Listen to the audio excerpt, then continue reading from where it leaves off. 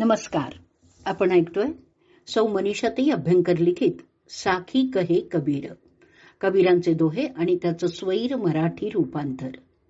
आजचा भाग आपला चाललाय 27वा सुमेरन का अंग. दोहे आहेत 15 ते 18. कबीरांनी अज्ञानग्रस्त जीवाला कबीरा सूता क्या करे असं म्हणून जीवाला जागृत केलंय. मनुष्य जन्म सार्थकी लावण्याचा उपदेश केलाय, परंतु शंकेखोरांना वाटतंय की असं नुसतं नाम घेऊन खरंच उद्धार होईल का. त्यांना कबीर आश्वासन देत आहेत. आपण 16वा दोहा ऐकूया. कैसो कहीं कहीं कूके ना सोइए असरार, रात दिवस के कूकणू कबहू लगे पुकार, कैसो कहीं कहीं कूके ना सोइए असरार, रात दिवस के कूकणू कबहू लगे पुकार.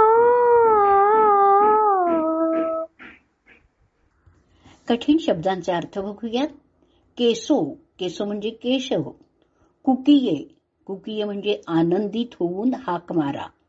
न सोईये, झोपून राहू नका. असरार, आग्रह. पुकार, प्रार्थना. कबहू, कधीतरी.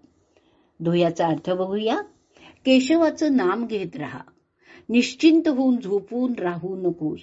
रात्रंदिवस जर केशवाच्या नावाचा पुकार करशील तर तो केव्हा तरी तुझी हाक ऐकेलच ना.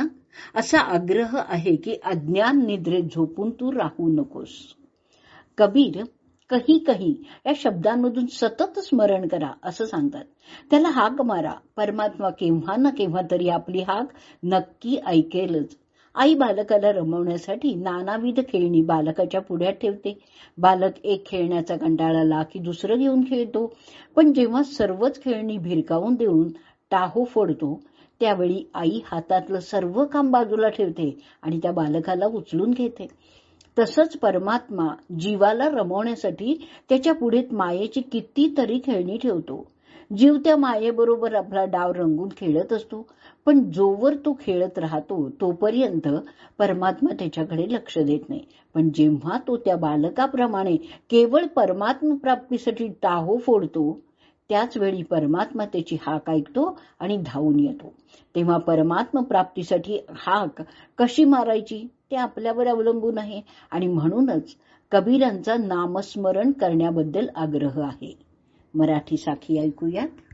केशव केशव नित्य पुकारे, आग्रह हा ऐकून, हाक ऐकूनी तारण्यास तुझ येईल तो धावून.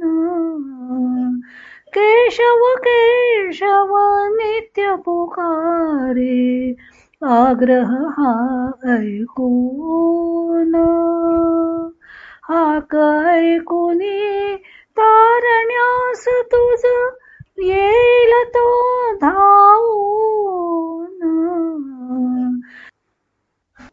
कबीर जीवाला आग्रहपूर्वक नामस्मरण करण्यास सांगतायत. व नाम कसं घ्यावं ते 17व्या दोह्यात ते सांगतायत की जिहि घटी प्रीति न प्रेम रस, फुनि रसना नहीं राव, ते नर इस संसार में उपज भय बेकाम. जिहि घटी प्रीति न प्रेम रस, फुनि रसना नहीं राव, ते नर इस संसार में उपज भय बेकाम. कठीण शब्दांचे अर्थ बघूया. घटी, घटी म्हणजे हृदयात. फुनी, फुनी म्हणजे पुन्हा. बेकाम, बेकाम म्हणजे व्यर्थ. दोह्याचा अर्थ बघूया. ज्यांच्या मनात भक्ती आणि प्रेम नाही किंवा जिभेवर रामनामही नाही ते लोक या जगात व्यर्थच जन्माला आलेले आहेत. म्हणजेच नामस्मरणाशिवाय त्यांचं जीवन व्यर्थ आहे. कबीर सांगतात की नामस्मरण प्रेमपूर्वक केलं पाहिजे, कारण प्रेम हा भक्तीचा पाया आहे. कोणतीही गोष्ट प्रेमाने केली तर ती दुसऱ्याला भावते, तीच दुसऱ्याला आवडते. तसंच हरीचं नामस्मरण सुद्धा प्रेमपूर्वक केलं तर ते नक्कीच हरीला आवडेल. पण नामात प्रेम नसेल तर तो हरी कसा काय प्रसन्न होणार? नामात प्रेम नाही, पण जिभेवर तरी नाम खेळलं पाहिजे. भाकरीच्या तुकड्याला गोडी बिलकुल नसते, पण तो तुकडा जर सतत मुखात घोळत ठेवला तर त्यात ती गोडी निर्माण होते. त्याचप्रमाणे नामात प्रेम एकदम निर्माण होणारही नाही. सुरुवातीला जरी नामात प्रेम निर्माण झालं नाही तरी त्यासाठी नाम सतत मुखात घोळवत ठेवलं पाहिजे, म्हणजे मग हळूहळू नामात प्रेमही उत्पन्न होईल. पण जे लोक नामस्मरणच करत नाहीत ते लोक या संसारात उगीच जन्माला आलेत.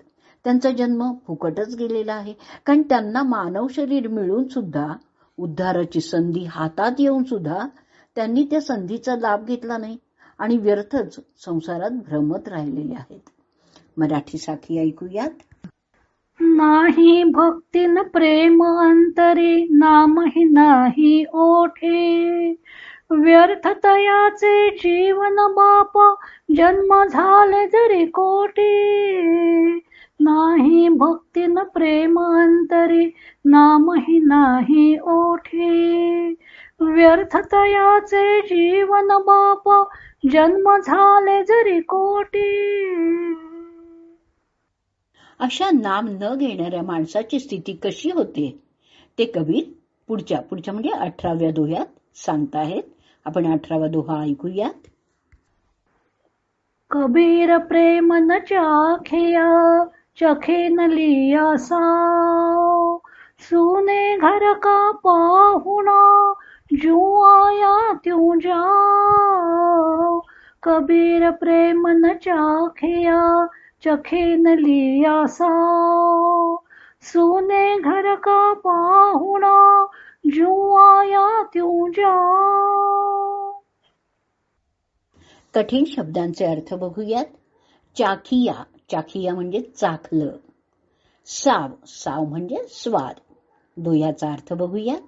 कबीर म्हणतात की मोकळ्या घरात एखादा वाटसरू आला तर त्याला रिकाम्या हाताने परत जावं लागतं. त्याचप्रमाणे ज्याने भक्तीचा अनुभव घेतला नाही आणि ज्याने भक्ती रसाचा स्वादही चाखला नाही त्याची स्थिती त्या वाटसरूप्रमाणेच होते. जो मनुष्य प्रेमाने नाम घेत नाही त्याची तुलना कबीर रिकाम्या घरातील पाहुण्यांशी करतात. घरात पाहुणा आला की यजमान त्याची सरबराई करतो, त्याला खुश ठेवतो, पण त्यासाठी घरामध्ये सदस्य हजर पाहिजेत ना. घर रिकामं असलं तर त्या पाहुण्याचं स्वागत कोण करील? परमात्मा हा भक्तीच्या घरातला मालक आहे. तो परमात्मा प्रेमपूर्वक नाम घेणारा आपल्या घरी आला म्हणून त्याचं स्वागत करेल. पण भक्तिविरहित घरात परमात्मा राहतच नाही, म्हणून जीवाने प्रेमाचा आस्वाद घेतला पाहिजे. प्रेमपूर्वक नामस्मरण केलंच पाहिजे. आपण मराठी साखी ऐकूयात आणि आजचा भाग आपण इथेच संपवूयात. नाही चाखले प्रेम रसाला, स्वाद घेतला नाही. अतिथी तो सुन्या घरातील, येईल तसाच जाई. नाही चाखले प्रेम रसाला, स्वाद घेतला नाही. अतिथी तो सुन्या घरातील, येईल तसाच जाई.